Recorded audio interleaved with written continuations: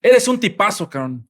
Una de las frases con la que nosotros los estudiantes recordamos con mucho cariño uno de los profesores, tanto de la Universidad Michoacana de San Nicolás de Hidalgo en el sector de Prepa 3 y en la Facultad de Derecho. El día de hoy nos acompaña el profesor Julio César González Tapia. Mauricio, qué gusto saludarte, Igualmente, profesor. qué gusto estar aquí contigo, con ustedes, Gracias con por el acompañarnos. equipo de trabajo. Muy agradecido de verdad de que nos hayan considerado. Ojalá no se arrepientan, Mauricio, pero aquí estamos muy contentos. No, nada de eso, profesor. Aquí usamos. Yo desde el primer principio tuve la percepción de que usted iba a ser el padrino del podcast y le agradezco en serio que haya podido venir a esta velada de sábado, que a lo mejor tenía otras circunstancias que hacer y nos dio un espacio de su tiempo, profesor. No, no, te insisto, agradecido. Salía de misa y me vine para acá, aprovechando la cercanía aquí de Catedral a su casa, que me hayan abierto las puertas, la verdad, debo reconocer esa gentileza de parte de ustedes. Y pues aquí estoy, a sus órdenes, lo que haya que hacer, lo que haya que decir. Ojalá no me limites lo que yo pueda externar o expresar en lo que tú estás haciendo y te felicito, muchas felicidades por el emprendimiento. Te deseo mucho éxito, Muchas gracias. que este sea un proyecto que genere condiciones favorables para los que observen tu trabajo y que sea retroalimentario, nutritivo, en la mente humana, en la mente de las personas. Y yo estoy seguro que así será, Mauricio. Sí, pues siempre ha sido la intención, profesor, de que hemos hablado con los chavos de producción de que queremos generar valor.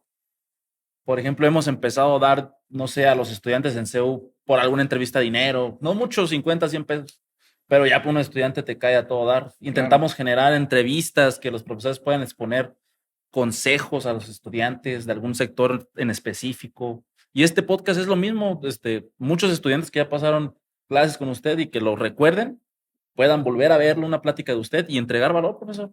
Gracias, gracias.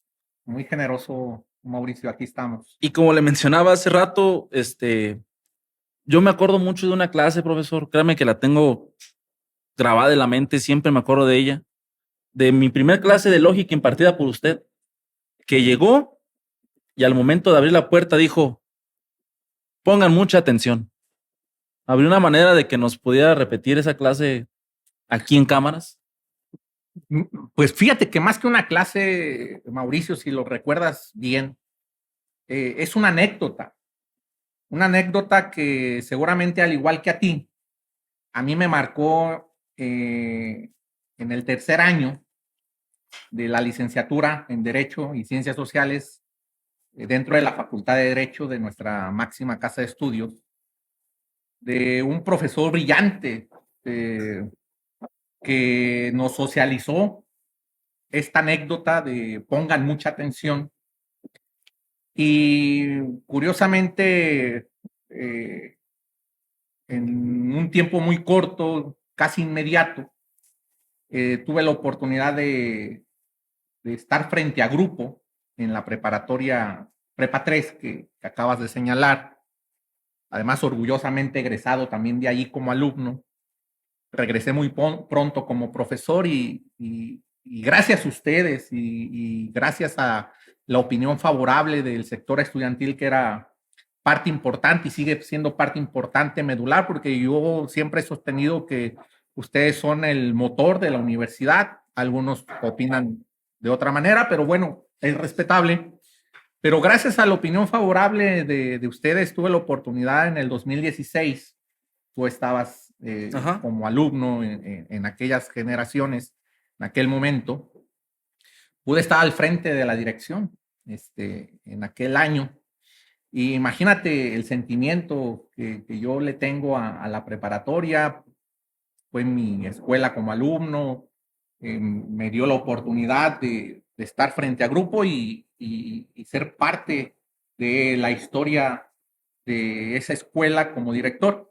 Y bueno, lo referente a, pongan mucha atención, fíjate que en aquellos años, en ese tercer año, se presentó ante nosotros un maestro brillante, el licenciado Humberto Aguilar Cortés, que fue 3 veces director de la facultad, que en paz descanse el maestro, que además no solamente a mí me marcó con esta anécdota, sino también en la parte profesional, docente, en la parte personal, porque me apoyó mucho, con muchos consejos. Yo en aquel tiempo era representante de mi grupo y tenía mucha comunicación con él. Y bueno, la verdad, los que conocimos y tuvimos la fortuna de estar en sus clases del maestro Humberto Aguilar Cortés, pues pueden ratificar lo dicho, ¿no? Pero bueno, centrándonos en el tema, en aquel momento, al igual como lo mencionas, después de haberse presentado con nosotros, ya muchos sabíamos de quién se trataba por la investidura y la grandeza de su trabajo, de su persona, no del tamaño como tal, porque era un profesor de estatura baja. Él mismo bromeaba con su estatura, pero era otro nivel, Mauricio. Bien dicen que del cielo de la cabeza al cielo. Sí, sí, sí, era otro nivel. Bueno, entonces, recuerdo que después de presentarse, nos pidió que le pusiéramos mucha atención y nos contó la anécdota que yo he replicado desde aquel momento, año tras año, con las nuevas generaciones, como una forma de entender que el proceso de enseñanza-aprendizaje se debe sostener con la atención que nos pongamos unos con otros. Mira, uno de los problemas en las relaciones interpersonales, no sé si coincidas, Mauricio, tiene que ver con la falta de comunicación. No nos comunicamos. Y ahora menos, ¿no? Ahora la tecnología nos ha rebasado. En algún momento, en una participación, les decía a los jóvenes en una clausura, les comentaba que hoy en día estamos en la generación de los teléfonos inteligentes, pero de las personas que no razonamos. Y hace poco escuchaba un analista decir, Mauricio, que a él no le preocupa tanto la inteligencia artificial, sino la imbecilidad de las personas. Hemos llegado a muchas limitaciones por medio de la tecnología. Como nos han abierto mucha frontera, nos han limitado en otros aspectos más primarios. Y entonces no tenemos comunicación. Y lo vemos desde casa, ¿no? Lo vemos desde casa, no hay comunicación. Yo lo veo con los jóvenes, porque además yo lo viví, o sea, creo que todos hemos pasado esa parte. No hay comunicación con papá, no hay comunicación con mamá, no hay comunicación con los hermanos. Ahora los teléfonos nos han idiotizado, y perdón la palabra, nuestro vocabulario es muy corto. Y eso pues trae consecuencias y lo vemos hoy en día en la sociedad. O sea, a la pregunta por qué estamos tan situados en estas situaciones sociales, pues la respuesta debe partir de la raíz de la falta de comunicación, ¿no? El teléfono descompuesto, la interpretaciones distintas que le damos a los dichos por uno, por otro, los chismes, no se diga. Entonces, una serie de batallas que tenemos que ir enfrentando. Pues tan solo una situación muy simple antes, que era el socializar con una persona, ya fuese un amigo, querer conocer a una persona, ya sea de otro género, por intenciones de amistad, de qué te gusta. Oye, ha cambiado eso, profesor. ¿Quieres hablarle a una muchacha? Le das like en su foto. Sí. O le mandas un mensaje. Ya se ha perdido mucho, como usted dice, la capacidad de poder dialogar con una persona frente a frente, güey. Y entonces, si no hay comunicación, pues por ende no hay atención. Exacto. La poca comunicación que podamos tener es muy ambigua, muy superficial. Realmente no nos estamos poniendo atención. Estamos y no estamos. Entonces, aquel momento el maestro nos hablaba de un profesor, que es lo que yo he replicado y es seguramente el recuerdo que tú tienes, Mauricio, aquel profesor de esa misma facultad de Derecho, un profesor de criminología, si dijo el nombre no lo recuerdo, yo siempre recuerdo pues algunos aspectos muy contundentes de aquel anécdota. Que es basada en hechos reales. Es un hecho real. La anécdota que nos compartió el maestro. Y nos comentaba que en aquellos años, si mal no recuerdo, en los 60, 50, no te puedo decir una fecha con precisión, creo que es lo de menos, ¿no? Ajá. Pero mencionaba que aquel profesor de criminología llegaba el primer día de clase, se presentaba y después de la presentación les hacía mención cómo iba a llevar a cabo la evaluación. Y entonces les mencionó que ya cercano al fin de curso, en aquellos años el sistema era anual, como prácticamente todos los sistemas. Ahora, de tiempos para acá, hubo una revolución o un cambio del plano anual al plano semestral. La facultad creo que fue de las últimas que se incorporó al sistema semestral. La Facultad de Derecho duró muchos años con el sistema anual. Y en aquel tiempo, pues, era un sistema anual. Entonces les dijo que ya al final del curso, ya llegando a la etapa de la conclusión del ciclo, les iba a indicar en qué momento les iba a aplicar una sola evaluación. Ya ves que ahora el reglamento general de exámenes señala que el profesor debe estar obligado a mínimo aplicar 2 exámenes parciales durante el curso, etcétera. Una serie. O como conocemos en la universidad, del de lástima, el tercero. Sí, una serie de requisitos, ¿no? Hubo hace poco una reforma no solamente a la ley orgánica, sino adecuaron reglamentos del estatuto. La verdad, yo no me he dado a la tarea con mucha profundidad, pero bueno, creo que siguen teniendo ciertos parámetros para poder evaluar durante un ciclo escolar. Pero en aquel tiempo, en esta famosa libertad de cátedra, que todavía lo hay, todavía hay profesores que solamente aplican una evaluación final y no aplican la normatividad de mínimo 2 exámenes parciales. Cada quien, ¿no? Cada quien. Bueno, en aquel tiempo entonces les dijo el maestro que solamente les iba a aplicar un examen final, que ya llegando a la conclusión de la temática, les iba a decir la hora, la fecha, el lugar y los requisitos, los requerimientos para aplicar el examen. Y ese fue el acuerdo. Y una de las frases que el profesor constantemente repetía durante el curso, durante la clase, era: pongan mucha atención.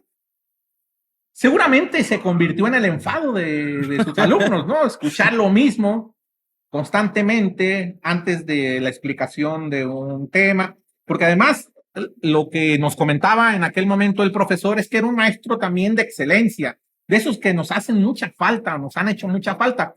¿A qué se refería? Y también lo comento en la réplica que hago con los compañeros de las nuevas generaciones. Normalmente hay profesores que son muy vastos en la teoría, pero no te llevan a la aplicación, a la praxis. Y entonces por eso luego entra uno en una discusión, no sé si llamarle existencial, pero luego nos preguntamos como alumnos, ¿y eso para qué me va a servir, no? O sea, ¿para qué tanta teoría si no me están llevando a la parte práctica? O sea, ¿dónde voy a aplicar la matemática, la lógica, la historia, la literatura, etcétera, ¿no? Y entonces se convierte en una situación meramente luego de aburrimiento, porque pareciese, y es mi opinión muy personal, que nuestro sistema educativo es de memorización y repetición. Memoriza, repite. No hay análisis, no hay interpretación, no hay conclusiones nuevas que permitan, en el caso de los jóvenes, el llegar a nuevas, pues a nuevos conocimientos o a nuevas formas de entender la temática programática de la materia. Yo como estudiante diría que hay un 50-50 porque en mi caso que estudié administración empresarial, creo que es muy importante al momento de entrar en la carrera empezar a emprender o buscar un trabajo para que en el momento que en el aula te digan ciertos términos los empieces a asociar. Sí es una responsabilidad, como usted dice, del sistema educativo totalmente, pero también muchas veces uno como estudiante... No, claro, cuando hablo del sistema educativo no hablo solamente de profesores, estamos inmiscuidos todos, es profesores, autoridades, alumnos, padres de familia, o sea, todos los actores que formamos parte del sistema. Pero entonces, lamentablemente luego hay profesores que llegan al aula, traen mucha teoría, pero no aterrizan, no te llevan a la práctica. Y en el caso de este profesor, como lo fue el propio maestro Humberto Aguilar Cortés, que fue el que nos compartió aquella anécdota, este profesor de criminología tenía esa suma experiencia, no solamente en la teoría, sino en la práctica. Y además, en aquellos años, como ahora, hubo un tiempo que se cerró ese laboratorio de criminología. Okay. En aquel tiempo la materia de criminología no solamente era teórica, sino también práctica, pero además el maestro tenía la habilidad que muchos de nosotros no tenemos. O sea, somos quizá muy teóricos o tenemos mucha teoría, pero no sabemos indicarle a los jóvenes dónde aplica esa teoría. Pero bueno, aquel profesor lo tenía. Además, decía el profesor en aquellos años que tenía un cargo en la Procuraduría General de la República, lo que ahora son las fiscalías. Entonces tenía la experiencia teórica y práctica. Y además, su impartición de la materia no solamente era en el aula, sino también en el laboratorio, y también se los llevaba a casos concretos a la calle en algunos momentos, que como encargado de un área de la Procuraduría, no sé si en el CEMEFO, no sé exactamente, recuerdo, pero tenía una posición, se lo llevaba hacia afuera para que los jóvenes entendieran. A trabajo de campo, literalmente. Sí, o sea, que no hubiera ningún elemento que dijeran, eso no lo entendí, ¿no? Porque luego pasa, ¿no? Es muy común, pero bueno, entonces empezó el curso.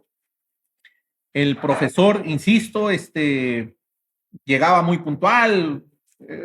Esos maestros que eran muy estrictos, vaya. Sí, muy disciplinados. Muy disciplinados, ¿no? No digo que ahora no, pero bueno, en aquellos años la figura del profesor, del maestro era se atendía con mucho cuidado. No, y de la manera que lo describe es un profesor de excelencia. Era un profesor de excelencia. Se respetaba la investidura. Ahora muchos de nosotros como que hemos hecho a un lado esa disciplina, ese respeto a la investidura del profesor, del maestro pero bueno.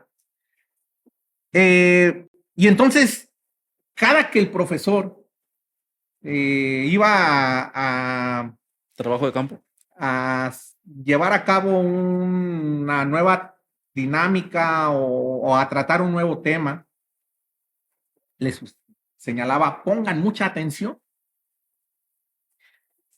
Y así se fue el curso. No se le podía exigir más porque daba todo el profesor. Llegando a la conclusión del ciclo escolar, como había quedado al principio, le señaló la hora, el lugar, la fecha del examen final. En aquel tiempo, comentaba el maestro, no había los exámenes extraordinarios, menos los de regularización, menos los de lástima, Mauricio, que acabas de señalar, ¿no? En aquel tiempo era un examen y si lo lograbas, adelante, podías seguir avanzando y si no te tenías que quedar. Porque todavía, antes de que cambiaran el plan anual al semestral, era un programa muy rígido. Ajá. Te comento, por ejemplo, en primer año cursábamos 9 materias, podíamos obtener 10 en 8, pero si una no la aprobábamos ni en el final, ni en el extraordinario, ni el de regularización, y si nos daban el de lástima y tampoco la aprobábamos, nos quedábamos el año completo a repetir esa materia. Así tuviéramos 10. Ya ves que en la prepa Ajá. podías repetir la materia. Había No, materias de repetidores en la tarde. ajá. En el plan anual, este reciente de la facultad, no había grupos de repetidores. Pasaste 10, pero por una te quedas. Ah, sí. En aquellos años, pues era, entiendo que era igual. Bueno, llegó el día del examen, Mauricio, llegó el día del examen. Y yo les comento, tal como nos la contó el maestro, ¿no? Tú te imaginas el nerviosismo de los jóvenes, su examen final, luego nuestra indisciplina en este sistema en el que formamos parte. A ti te pueden decir, el examen final es el 29 de septiembre y vas a estudiar el día 28 en la madrugada, en la noche y en la madrugada del 29. O sea, no te programas, ¿no? O sea, y además estudiamos para un examen. No estudiamos para la comprensión y el aprendizaje de la temática. Es parte también de los vicios que tiene nuestro sistema, que nos han sometido desde temprana edad. Pero bueno, llegó el profesor, ya los jóvenes lo estaban esperando. Un maestro muy puntual, muy formal. Y cuando llegó, lo primero que les dijo después de saludarlos, de darles el buenos días, les dijo, pongan mucha atención. Les había pedido hojas, lápiz, borrador. Les pidió que sacaran sus requerimientos, su material. Y cuando todos esperaban las indicaciones, les volvió a decir, pongan mucha atención. Se los repitió. Se las repitió, yo no sé cuántas veces les repetí al día, pongan mucha atención. Por eso te digo que seguramente esa frase se convirtió en el enfado de sus alumnos, ¿no? Y pongan mucha atención. Cuando ya iba a empezar el interrogatorio, las preguntas de examen, ajá, tocaron a la puerta. Y el alumno o la persona que estaba más cerca a la puerta, con la anuencia del profesor, con el permiso, la abrió y en ese momento le disparan al maestro. Entonces, imagínate el impacto, ¿no? No, pues me lo dice ahorita. Porque además, pues ven caer a su profesor. Disparó hacia el profesor. Sí, o sea, los disparos fueron directos al profesor.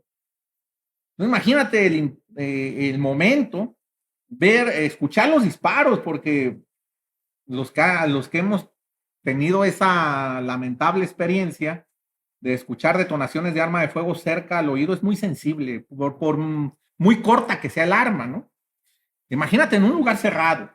Con acústica. El nerviosismo de los alumnos, de su examen final. Ver caer al profesor, verlo entre un charco de sangre. Imagínate el estado de shock. De cualquier persona, yo creo. No, por muy mal que te caiga una persona, que te la maten al lado tuyo, pues se necesita mucha sangre fría, ¿no? Y yo quiero pensar, no, yo tuve una experiencia y no era nada mío, ¿no? No es grato ver esas condiciones. Pero bueno, entonces los alumnos, después de un momento, se paran los más cercanos, pues intentando el instinto, ¿no? Seguramente, pues, ¿qué puedes hacer ya cuando está ahí totalmente derrotado, ¿no? Después de los disparos. Y cuando se acercan los más cercanos, el maestro, muy quitado de la pena, se levanta, se quita el chaleco antibalas y empieza con las preguntas. Y la primera pregunta fue, ¿a qué distancia me dispararon? La segunda pregunta fue, ¿qué características físicas tenía la persona que me disparó? Y así, todo lo que tenía que ver con lo que él les había impartido durante el ciclo escolar. Todo, sin excepción. O sea, no había nada que no hubieran tratado de lo que en ese momento habían vivido. Y nos preguntaba aquel maestro Humberto Aguilar, ¿saben cuántos pasaron? Pues ninguno. Dice ninguno, y él decía, porque lo único que les pidió diariamente fue pongan mucha atención. De hecho, antes del momento en que abrieran la puerta, les dijo pongan mucha atención. Y esa es una realidad que hoy en día, desde aquellos años, fíjate, y fíjate, en aquellos años las circunstancias eran distintas al día de hoy, donde estamos muy, totalmente desconcentrados, donde estamos totalmente desorientados. Hablo de los jóvenes que llegan a la preparatoria, porque además vienen de una transición de su secundaria, de cambios hormonales, de pensamiento, etcétera, etcétera, donde en su secundaria hay ojos que los observan, los famosos prefectos. La universidad, las preparatorias de nuestra universidad tiene características muy distintas porque no hay prefecturas, no hay nadie que esté detrás de ti, o sea, la puerta, tú recuerdas, Mauricio, está abierta todo desde temprana hora hasta que se concluye el día. Puedes entrar y salir, o sea, todas estas características, pues a los jóvenes que ingresan, si no saben manejar y disciplinar su libertad, Puede ser su perdición. pueden llevarles al fracaso, que es uno de los motivos del índice de reprobación y el índice de deserción. Pero el tema es eso, que no ponemos atención. Y no nos ponemos atención en las necesidades del otro. Si es para nosotros una normalidad en casa, con la gente más cercana, ¿qué te puedes esperar dentro del proceso de enseñanza-aprendizaje? Cuando dentro del aula, pues hay otras necesidades, otros intereses momentáneos, donde el joven está y no está, donde el maestro está hablando, está impartiendo su clase. La realidad es que son contados los que están poniendo atención. Y para dar fin a esta anécdota, profesor, muchas personas que estén escuchando la historia tal vez piensen, ese profesor tal vez fue muy extremista, tal vez no crean la historia, pero si lo vemos de una manera real, como usted dice, les enseñó en el proceso de todo el semestre, de toda la anualidad de la materia, lo que iban a ver en ese momento. Y se estaban preparando para criminalística. Lamentablemente es un trabajo pues fuerte de emociones, vaya, tienes que estar preparado para ese tipo de circunstancias. No había ningún motivo para poder hacerle un señalamiento al profesor, de acuerdo a la anécdota, ¿no? Porque él los preparó para ese momento. Y todavía les dijo, pongan mucha atención antes previo a los disparos. Entonces, pues también, al igual que tú, Mauricio, a mí me marcó.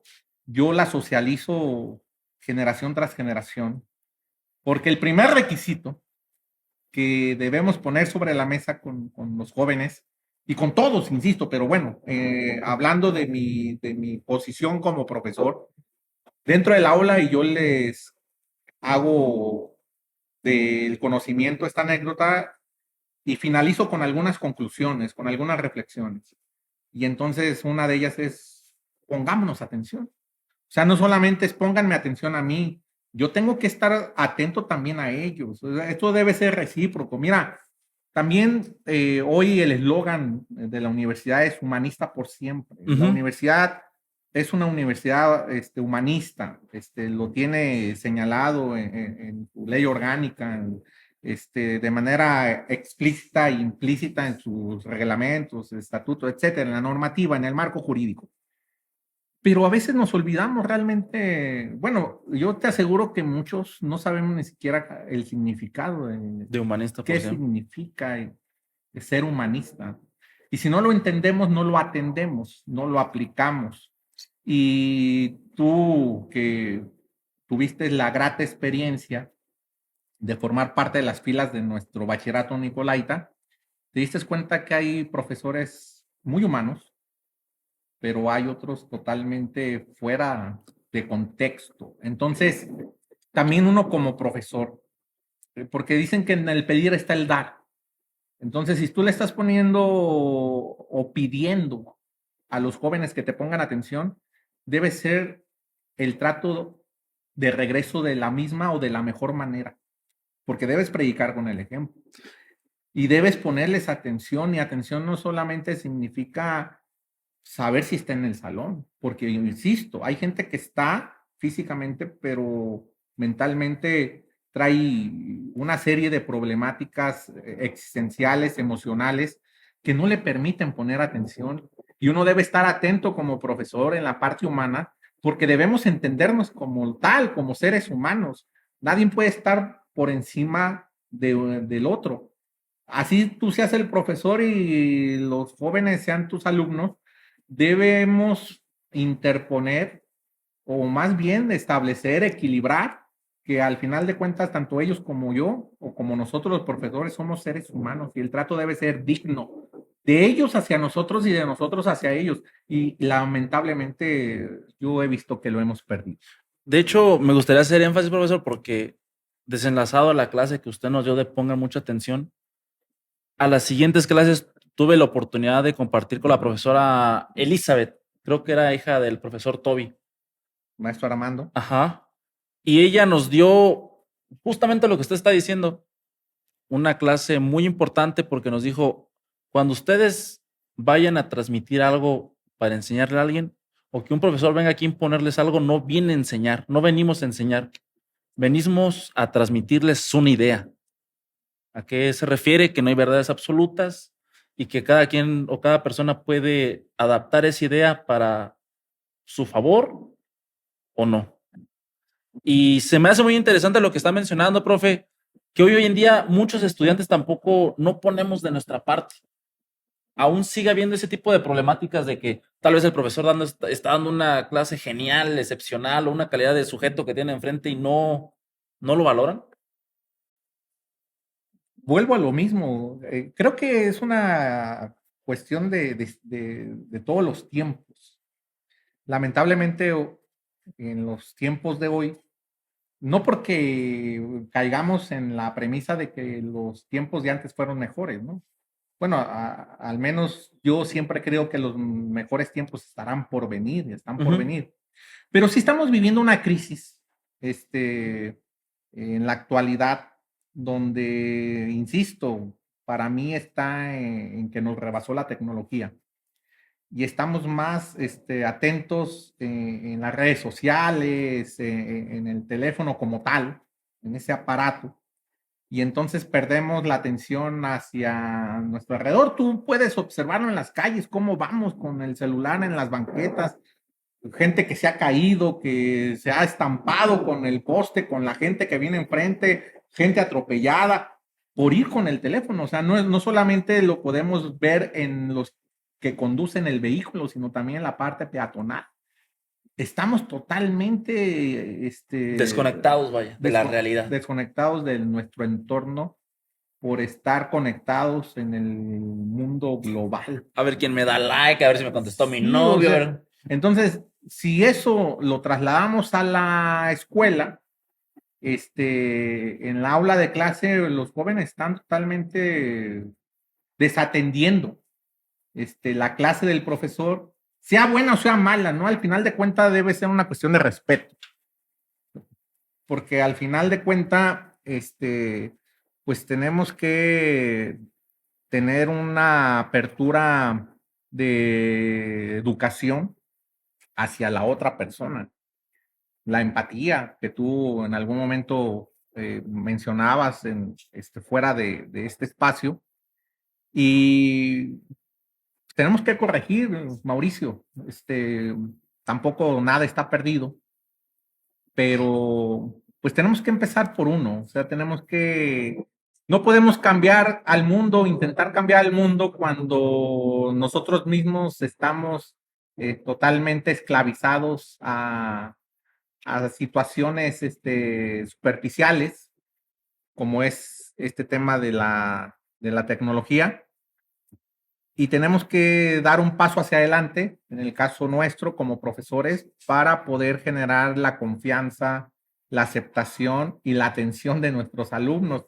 No es una tarea fácil, pero los que tenemos vocación o los que tienen vocación, pues deben tener muy claro que es una tarea donde deben tener presente la palabra paciencia, la serenidad de poder manejar las emociones, el tema de la templanza. Y son cuestiones que no son fáciles porque forman parte de este juego de las emociones que constantemente, diariamente poseemos. Y si no las controlas, seas profesor, seas alumno, seas autoridad, seas padre de familia, seas lo que seas, la verdad es que te va a llevar a un camino, pues que no te va a llevar a un buen fin. Ahorita que lo menciona, profesor, pues como recuerda, yo tuve la oportunidad de ser alumno de la preparatoria de José María Morelos cuando usted estuvo ya como director. ¿Y hay alguna diferencia entre enfrentar a la preparatoria como director a como profesor? ¿Hay más problemáticas? ¿Es la misma circunstancia? Yo disfruté mucho mi paso como director, Mauricio. Fíjate que tuve la posibilidad, la verdad hubo mucha gente y hay gente que sigue impulsando lo que uno viene haciendo. Ajá, Pero te decía al inicio que yo llegué a la preparatoria en el 98 como ajá. alumno, del 98 al 2001. Tuve la oportunidad de ser representante estudiantil como estudiante, perdón la redundancia. Y desde que yo egresé, tuve como objetivo regresar. Lo recuerdo en aquel momento y yo me propuse regresar lo más pronto posible como profesor. Y las cosas se dieron de manera muy pronta y no la desaproveché. Y cuando regresé como profesor, el primer objetivo fue, yo voy a ser director. Se visualizó. Me visualicé, lo trabajé. Claro, esto, como se dio, no se pudo dar, pero tuve la oportunidad de, eh, es la primera vez que lo voy a comentar y no es una cuestión de presunción. Para mí fue un sueño hecho realidad, porque en la historia de la preparatoria, el año pasado se cumplieron los 50 años, primeros 50 años, un cuarto, medio siglo, y nos reconocieron a todos los directores. Y para mí fue un sueño también estar en la primera fila como un exdirector, pero además con características únicas. ¿Cuáles?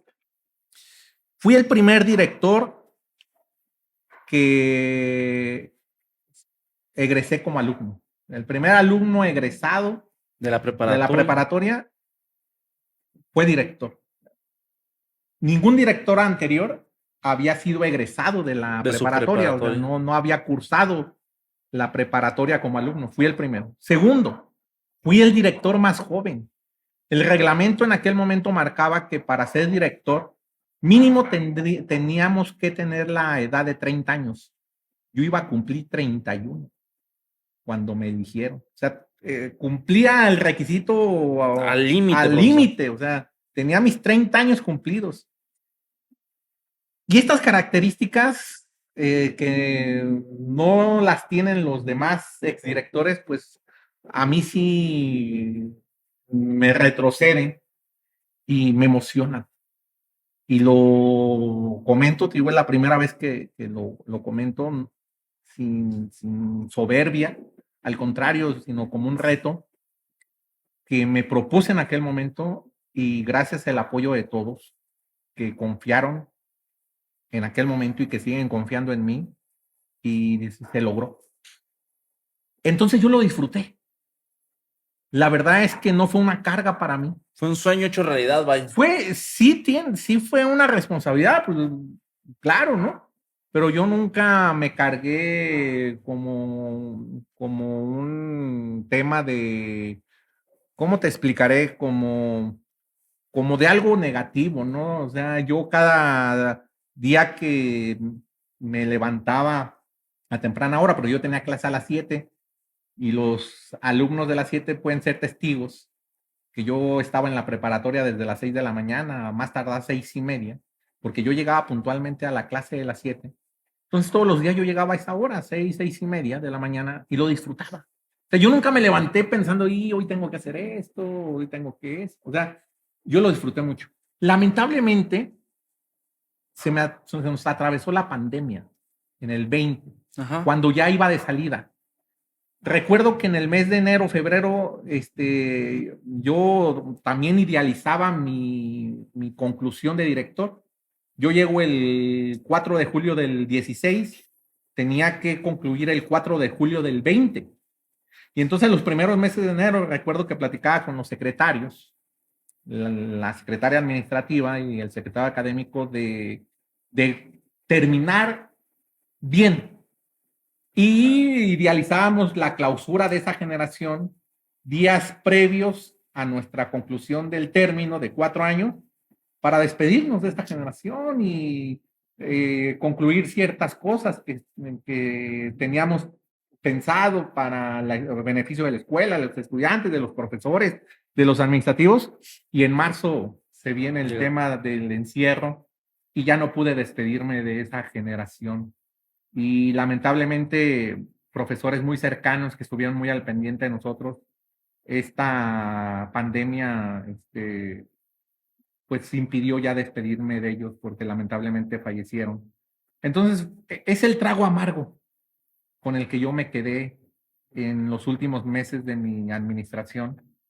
Pero de ahí para allá, Mauricio, yo disfruté el estar ahí siendo responsable de la escuela frente a la universidad, y es algo que pues que se va a quedar en mí, y eso creo que es lo que uno se lleva más que la parte material que luego muchos se meten mucho en la dinámica de la acumulación material. En caso no lo es así, y este tema de la dirección de la escuela para mí fue un sueño hecho realidad, y es algo de lo que yo me voy a llevar por siempre y que sigue siendo presente, y que además día con día me motiva para estar frente a grupo en la misma dinámica, en la misma sintonía, con las mismas ganas, no de que ya fui director, ya lo demás. No, al contrario, creo yo, es desde mi espejo, hemos venido haciendo un trabajo de igual manera o intentando hacerlo mejor. Cuando nos conocimos contigo, Mauricio, Ujú. previo a que yo participara para llegar a la dirección, cuando llego a la dirección, cuando salgo de director, y ahora que estamos desde la trinchera que nos corresponde, en este caso, pues en el aula de clase. Pues de hecho, profesor, antes de hacer el podcast, siempre tendemos o vamos a intentar tener como que investigación de los profesores. Ahorita fue un favorable para nosotros que ya nos conocíamos y me comuniqué con muchos compañeros míos, tanto del aula como conocidos de otras aulas, para que me guiaran en el hecho de qué podría preguntarle a usted. Y más allá de preguntas, recibí agradecimientos. En mi caso particular, de usted, junto con el secretario académico, que en ese entonces era Andrés, me ayudaron para poder reinscribirme el día de la graduación. Que obvio, pues, mi culpa, o sea, si lo vemos de una manera real, no tendrían por qué haberlo hecho, pero me dieron la oportunidad de poder graduarme. ¿Por qué? Porque usted y Andrés facilitaron todo para que el sistema se volviera a abrir y el día de la graduación estén inscritos. Y así como yo, sé que hay muchos otros estudiantes allá afuera que tuvieron un beneficio. Habrá unos que digan otras cosas, pero al menos la mayoría que yo les pregunté, profesor, muchos hablan muy bien de usted. ¿Por qué ese interés? Porque no nace de todos los directores, vaya. ¿A usted qué fue lo que la ha motivado para decir, quiero ayudar al alumno? Pues mis profesores, desde nivel preescolar, primaria, que fueron marcando mi, mi comportamiento. Desde luego mis padres, mis abuelos. Y no podría enumerar porque como todo ser humano, seguramente no nombraría a todos y quizás sería una falta de respeto para todos aquellos que, que me marcaron. Y una de las premisas con las que yo crecí desde muy pequeño fue aquella frase de el que no nace para servir, no sirve para vivir. Y la otra también, ¿no? De hace el bien sin mirar a quién. Y creo que tú fuiste testigo de que no teníamos consentidos No, era o no parejo. teníamos a estos sí, a estos no. Desde luego, pues no somos perfectos, somos seres perfectibles. Habrá más de alguno que no estuvo contento con alguna situación, pero pues hay cosas que no estaban a nuestro alcance, ¿no? Eh, la experiencia que tú tuviste de tu restricción ya final, pues en aquel momento estuvo en nuestras manos, pero como pudo no haber estado y quizá ahorita ni siquiera me hubieras invitado, y no, por culpa de él no me gradué, ¿no? O sea, porque también depende de la perspectiva y desde la persona que tuvo, para bien o para mal, el apoyo en aquel momento de nosotros, pero en la pregunta así concreta, es una cuestión de estabilidad emocional de parte del crecimiento de nosotros y fue parte de la política que establecimos desde un momento con los secretarios de dar todo lo que estuviera a nuestro alcance en beneficio principalmente de los alumnos, principalmente, porque al final de cuentas son el motor del aula, de las escuelas. Sin alumnos no hay escuelas. Algunos profesores no lo logran entender, pero bueno, ese es otro tema y Es, no quiero salirme porque son muchas vertientes, pero esa es la parte principal, Mauricio, el ejemplo de muchos de los que han pasado en nuestra vida. En el caso particular, por ejemplo, el maestro Humberto Aguilar Cortés, que nos facilitó esta anécdota con la que iniciamos. iniciamos, pues para mí fue un ejemplo de cómo servir a los demás, cómo ayudarle a los demás. Si está en tus manos, no dejar ningún espacio que pueda o implique el no poder apoyar a las personas. Entonces, los ejemplos de vida de las demás personas en ese sentido, pues para mí son los que me motivaron, los que me han motivado para yo, pues dar un servicio a las personas. Pero es que yo creo que más allá del servicio, profesor, se desenvuelve más allá porque podríamos decir que usted establece un vínculo de amistad con el alumno. Más allá de faltarle el respeto, tenemos una confianza de poder dirigirnos a usted con alguna problemática fuera del aula, tal vez del aula o una personal, o hasta por un simple consejo, profesor. Y de hecho, entre los comentarios y preguntas que le hice a los otros compañeros de qué querían que le preguntara a usted, hubo un agradecimiento en particular de una compañera que se llama Diana Cisneros y me dijo que le agradecía el hecho de que siempre tenía la consideración de felicitarla en su cumpleaños.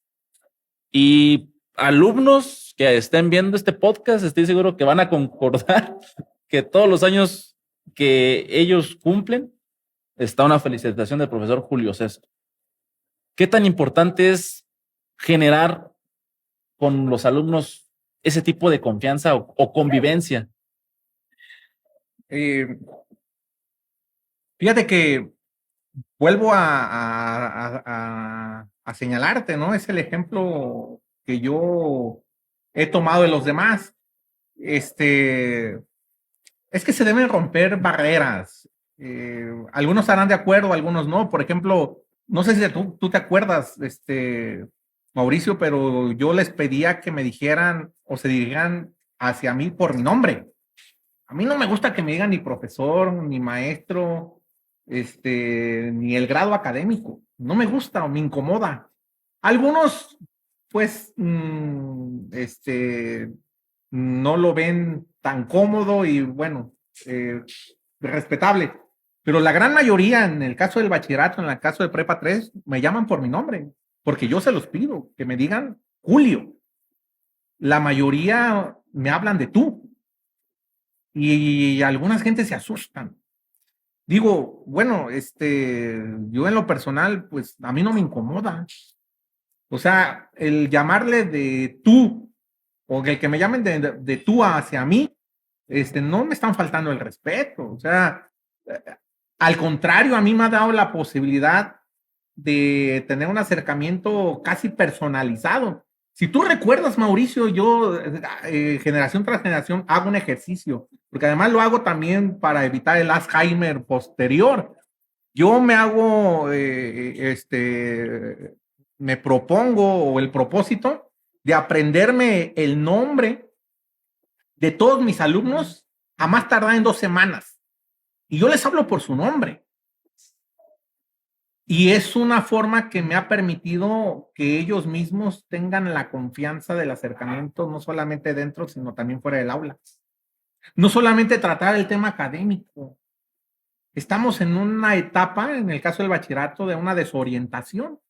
Por eso la parte medular del bachillerato es la orientación vocacional, que muchos no han entendido a qué se refiere la orientación vocacional.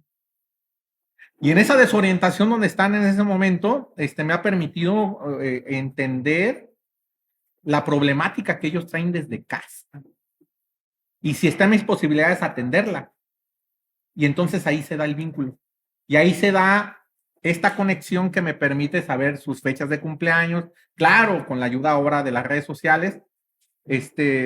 Pero hacíamos un comentario hace un momento de cómo a mí todavía me agrada que el cumpleaños de mis alumnos se vean pues, reconocidos. Pues es que el día del cumpleaños para la mayoría de nosotros es común, pues es un día especial. No, por bueno, cabrón. Y entonces que te lo reconozcan, porque quizá muchos de ellos en su casa ni siquiera se acordan. Pues de hecho, a mí me tocó la oportunidad de que hasta me dio un gansito, profe. El día de mi cumpleaños llegué tarde, llegué precisamente a su clase, que era la de las 4, y usted me recibió con un gansito. Sí fue un ejercicio que hicimos, ya no con todos, porque después de la pandemia cambiaron muchas cosas. Ajá. Después del regreso cambiaron muchas cosas, pero trato de, si no un presente, cuando menos una felicitación pública, unos buenos deseos delante de sus compañeros, porque además se presta que cuando ya tú felicitas a alguien y viene de casa y no lo felicitaron o trae un asunto emocional, pues ya le mejoraste el cuando día. menos los más cercanos lo apapachan y ya le cambiaste el día, ya le modificaste esa fecha especial que con suerte hubiera sido nula si nadie lo hubiera felicitado. Entonces, creo que de ahí viene la conexión y yo me he dado a la tarea en lo personal de abrir ese vínculo. Yo he tenido señalamientos negativos, muchos no lo ven bien, porque hoy también en esta realidad que impera en nuestra sociedad, pues para muchos no es positivo que el profesor tenga comunicación con el alumno y los derechos humanos y tantas cosas que hoy en día se han visto en las escuelas. Yo he tratado de cuidar las formas. Yo antes era más efusivo, de abrazarlo, de hermano, tipazo, y ahora trato de limitarme porque hoy en día ya no sabes cómo lo va a tomar la persona o va a casa y comenta, ¿no? Es que el maestro tal, se acerca y ya quizá el papá y mamá lo toma como un acoso escolar o hasta de otro tipo. Entonces, ya he evitado, ya me he limitado al 2014 que tú llegaste, porque han cambiado muchas cosas. Pero las intenciones siguen siendo las mismas. Pero la atención casi personalizada, si es posible, Y si veo las condiciones que no transgredan a la persona, lo sigo manejando de la mejor forma posible. Es que si lo vemos de una perspectiva desde la docencia, profe, y poniéndolo en una métrica, pues yo creo que lo más sencillo para cualquier profesor es llegar y ponerte en la postura de malo y que nadie hable. Y tal vez muchos facilitan así sus clases, pero realmente el estudiante no pone atención o hay tal vez ciertos puntos de la clase que no entiende y por miedo el profesor no lo expone.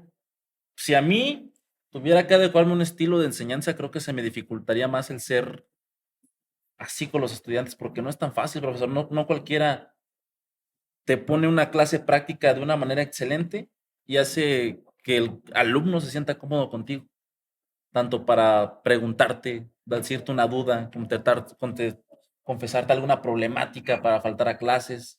Y si yo lo veo de esta perspectiva, yo creo que el estilo de clase que usted tiene es un poco, no el mejor, pero más complicado de elaborar que el de ser un profe estricto en el aula.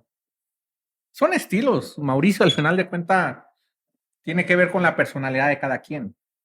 O yo no me veo llegando a clase y maltratándolo. No me lo imagino. O sea, Que respire, salte, cabrón. un día lo voy a intentar, fíjate, un día voy a intentar llegar y a ver, hijos de su. No sé, pero no, creo que no es mi estilo, no es mi personalidad. No se sentiría a gusto. No, y este estilo que yo he venido manejando ya 20 años, pues a mí me mantiene bien, porque además tiene mucho que ver con la buena vibra, ¿no?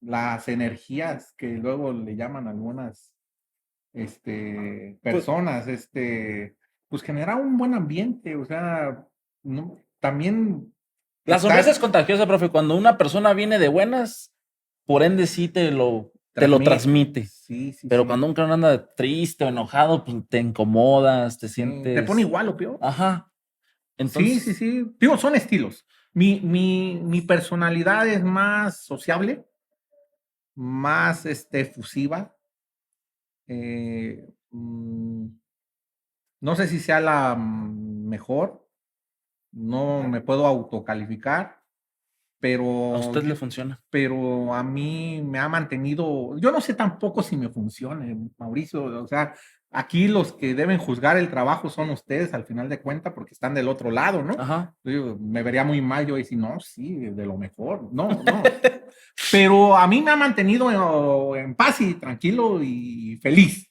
porque al final de cuentas tú has de recordar que una de las discusiones en las primeras clases de lógica y que tenemos hoy en día con los nuevos jóvenes es que la única obligación que tenemos estando vivos es ser feliz. Y ya lo demás, Pasa otro término, güey. pero el tema es que no sabemos de qué manera ser feliz. No sabemos ni siquiera qué significado tiene la felicidad. Es muy Y entonces subjetivo. sí, es muy ambiguo, es muy subjetivo. Muchos nos vamos por el lado de qué nos hace felices, qué debemos tener para ser felices, y entonces lo mezclamos con la cuestión material. Y es un equilibrio entre lo material y lo emocional. Pero a la pregunta concreta, a mí no sé si es la mejor dinámica, la mejor forma de estar frente a ustedes, frente a grupo, pero a mí me mantiene en paz, me la llevo tranquilo y yo disfruto, o sea, yo disfruto estar en el aula. A veces, pues sí, cada generación es distinta, tienes que ver la forma en cómo meterlos a tu dinámica, y se puede lograr con un gran número, nunca con la totalidad. Usted imparte clases en la universidad, en Derecho y en preparatoria número 3. Así es, estoy frente a grupo en el bachillerato y en la licenciatura. ¿Hay alguna diferencia? ¿Varía su estilo? ¿Es un poco más flexible en la prepa o en la universidad? ¿O usted considera que tiene el mismo estilo de enseñanza En en cuestión una? de carácter es el mismo, Ok. es el mismo trato, eh, quizá un poquito más mesurado en la licenciatura, porque normalmente estoy frente a grupo con los de Ujú. preparatoria que recién llegan, 14, 15 años. Entonces, yo mezclo la parte académica con la parte emocional, Ok. la parte orientativa. Y acá en la facultad me ha tocado estar frente a los grupos de segundo año, que pues no es mucha la diferencia de edad. Tampoco te puedo decir que hay una madurez total en la licenciatura, porque pues, también son segundo año. En algún momento estuve frente a un grupo de quinto año y no, pues se nota la diferencia de un grupo de primer año a uno de quinto. Sí, ahí está esa Pero evolución. en el caso de segundo año en la facultad, primer año en la preparatoria, no hay mucha diferencia, pero ya la seriedad en la temática sí ya es más centrado en la facultad que en la parte acá en el bachillerato.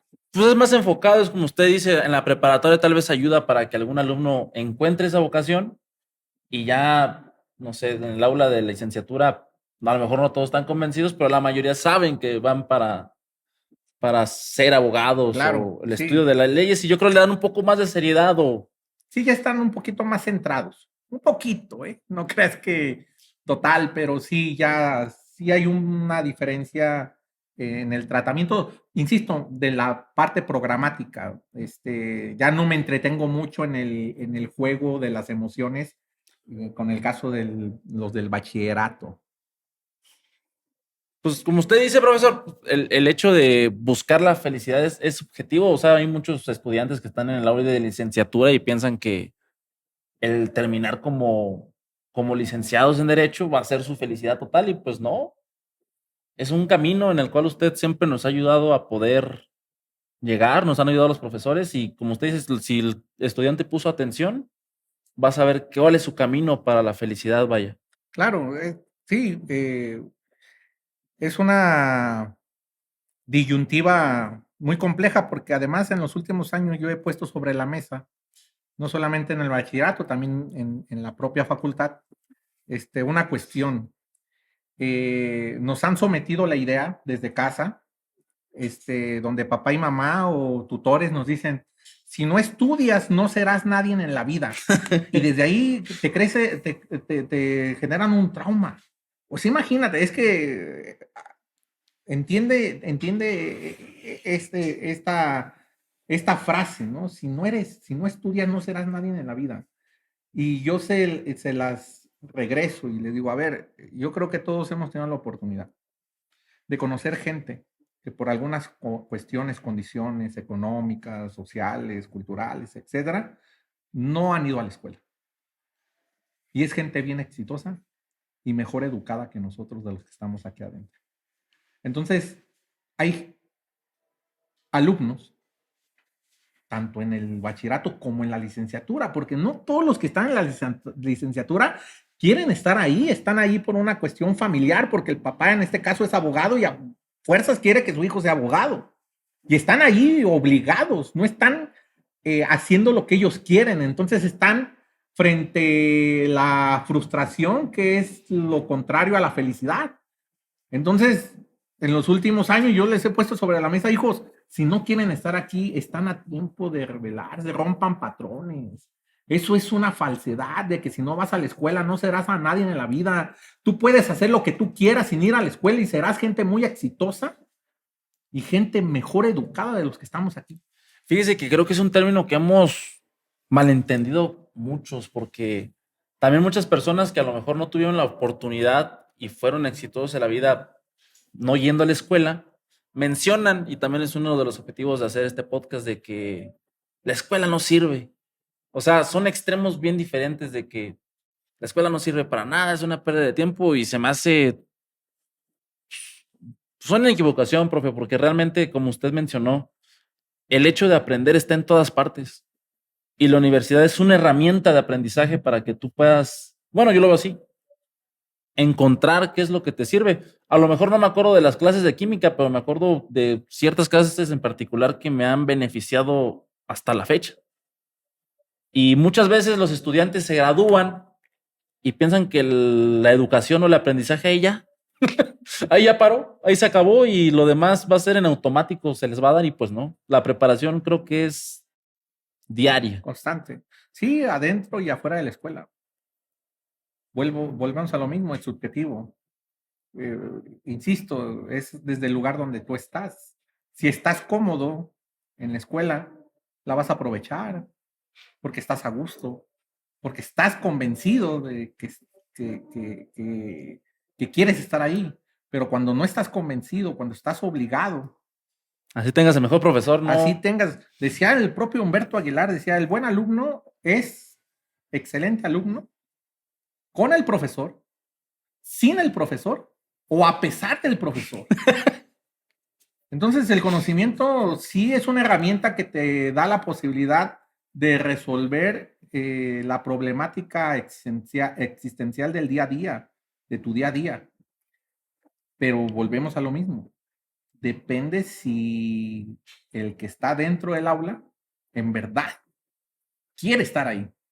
Si está obligado, así tenga, como acabas de señalar, lo mejor, así tenga la mejor Banca. condición material, todo, si no está él convencido de que la escuela lo va a llevar por el camino del conocimiento para resolver la problemática del día a día, no le va a servir. Pero es una cuestión meramente subjetiva y personal de cada quien. ¿Y cómo fue Julio César González Tapia como alumno, profesor? ¿Cómo fue su transcurso tanto en preparatoria y universidad? Siempre, como usted dice, desde el momento que salió de prepa, sabía que iba a ser director, pero ¿cómo fue ese camino? ¿Fue complicado? ¿Fue antes? ¿O como fue sencillo para usted ya que lo disfrutaba?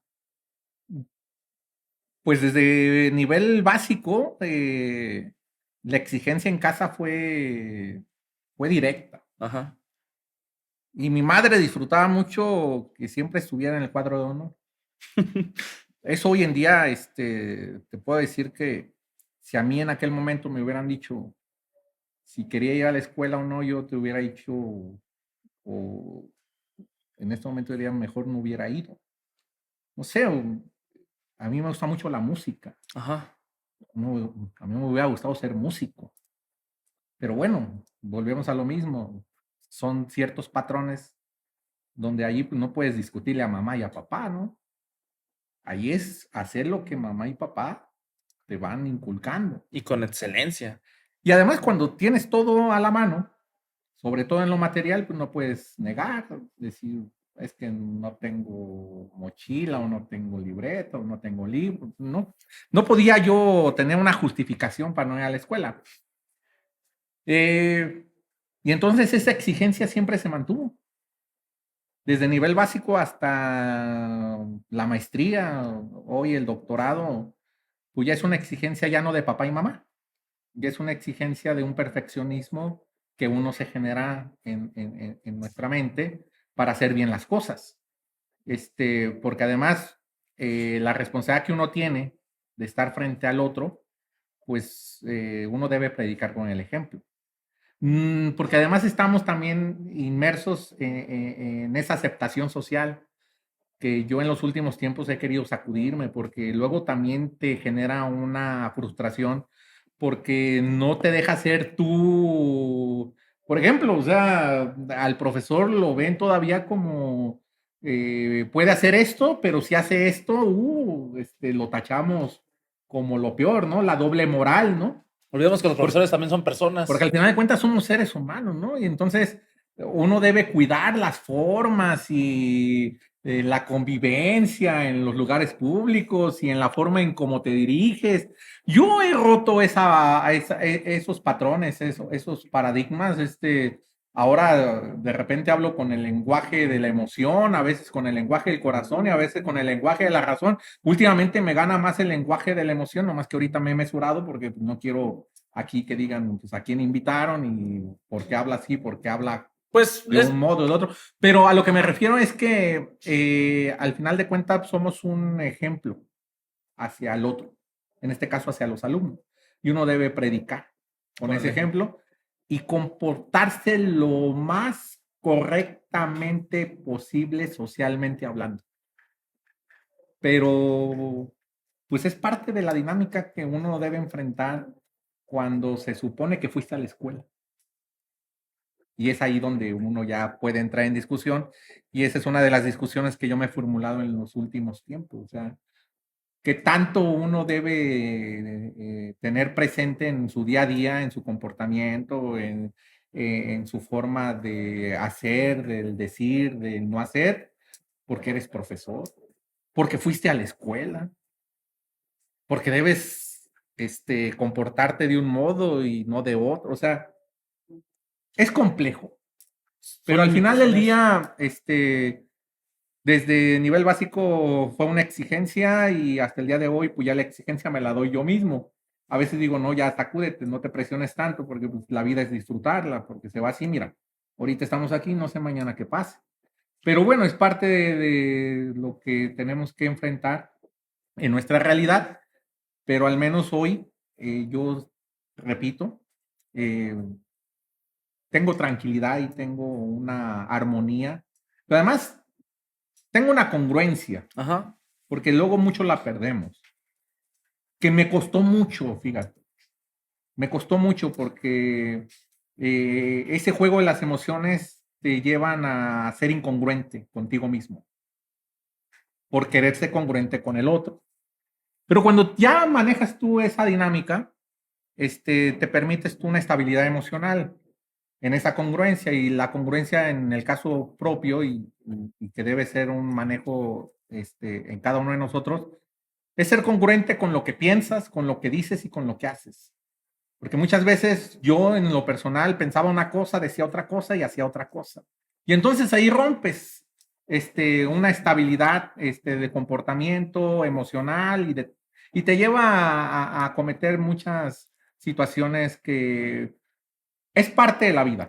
Pues como usted lo mencionó, profe, pues somos humanos y me imagino que usted en su transcurso como profesor ha experimentado circunstancias tanto con alumnos o compañeros profesores, directivos, secretarios, desagradables y que creo que es complicado mantener la calma, la cautela durante ese tipo de circunstancias. ¿Ha llegado a tener así alguna problemática que recuerdo le gustaría exponer con un alumno o alguien en particular? No, mm, no, no, frontal no. Seguramente recuerdo una, pero hubo un joven que al final después, 2 años después, me buscó a ofrecerme disculpa y nos Qué hicimos bueno. grandes amigos. Pero lo único que pasó fue que yo quiero pensar que estaba enfadado. Ajá. Con suerte también de mí, quizá de la clase, pero él se paró y lo dijo, lo externó. Dijo, qué enfadosa está la clase, y se salió. Creo que es el único recuerdo así que tengo presente, pero te digo, a los 2 años después, se acercó, me ofreció una disculpa y nos hicimos grandes amigos hasta la fecha. El joven Abraham se llama. Eso habló muy bien de él, o Sí, sea, no, no sé, no, pero pues es que pues, también quizá lo enfadé, porque también pues, en esa imperfección del ser humano, pues llega el momento en también que hasta el mejor amigo te enfada, ¿no? pues puede ser de muchas cosas, profe, porque pues a lo mejor el chavo venía con alguna problemática, dejó a Sí, la novia, algún problema, porque de haber no querido tomar la clase, pues no entraba. pero ahí están los 4 acuerdos, ¿no? No te No te tomes, tomes nada personal. Yo no me lo tomé personal. pero O el sea, hecho de ni que tomé revancha, lo aprobé sin problema. O sea. Pero bueno, es el único recuerdo que yo mantengo presente, que haya tenido un conflicto este, con algún joven. De otro tipo, ni con alumnos. Como director, pues tuve que enfrentar a ciertos profesores, a los administrativos, pero en cuestión meramente del trabajo, nada personal, nada que eh, rebasara al sí, respeto, sí, sí, que fuera una cuestión meramente de rencor o de odio contra una persona en específico, no. Como director, pues, tenía que tomar un papel también, pues, del director, de autoridad, ¿no? Y por más que quise manejarlo de manera tranquila, pues había momentos que tenía que dar unos manotazos en la mesa, ser firme, vaya. para poner orden en algunos aspectos, pero de ahí para allá, pues no, la verdad es que, te insisto, me la he llevado tranquilo y me la llevo con paz. Eso es muy bueno, profesor. Y ya para cerrar este podcast, ¿hay algo que le gustaría externar o hay una forma que usted opinaría de mejorar el sistema académico actual? ¿O así está bien? ¿O alguna recomendación a los alumnos para que puedan potencializar lo que hoy en día están recibiendo, que es la escuela? No me atrevería tanto, fíjate. No creo ser la persona adecuada para dar opiniones acerca del sistema. Yo insisto, el cambio debe empezar por uno, Ajá. desde adentro hacia afuera, desde tu forma de pensar, del decir y el hacer. La verdad es que nuestro sistema pues no está bien, pero hay que hacer las cosas que estén en nuestras manos para mejorarlo y hacerlo bien. En el caso de los jóvenes, pues lo único que yo les pido es que disfruten su momento y que no se sientan obligados de estar en un aula de clase, que tengan la libertad de expresar de manera respetuosa su sentir y que traten de que las cosas fluyan, porque hay cosas que no podemos cambiar, Mauricio. Sí, muchas O cosas no están en sea, nuestro hay cosas, poder. y eso para el ser humano es muy frustrante, porque cuando tú te metes en la dinámica de tratar de cambiar al otro, ni lo vas a lograr y Te vas a te frustrar. vas a dañar. Entonces, el día a día en ese acercamiento con los jóvenes, mi petición y mi consejo es, cambien lo que pueden cambiar ustedes y acepten lo que no pueden cambiar, porque es muy difícil entrar en una dinámica de tratar de mejorar al otro cuando tú mismo sabes que no estás en el buen camino en el momento en el que estás. De ahí para allá no tengo más opinión sobre cómo cambiar o cómo modificar. Es parte de una transición y de ciertas circunstancias que poco a poco se van a ir dando y yo espero que sean para mejorar y no para bloquear los avances que hemos logrado hasta el día de hoy. Entonces, se puede decir que una de las mejores maneras como alumno de potencializar la educación es en base a nosotros mismos. Sí, vuelvo a insistir, si tú no estás convencido, no vamos a lograr ningún tipo de avance. Desde luego, yo desde mi trinchera trato de motivarlos, decirles que están en el momento indicado, en el momento adecuado, en el lugar preciso. Pero si ellos no quieren, o sea, es imposible. Mira, y tú lo sabes, Mauricio, hay gente que quiere y no puede, y hay gente que puede y no quiere. Entonces, el tema es personal. Desde luego, con el empuje colectivo, o sea, al final de cuentas, todos dependemos de todos.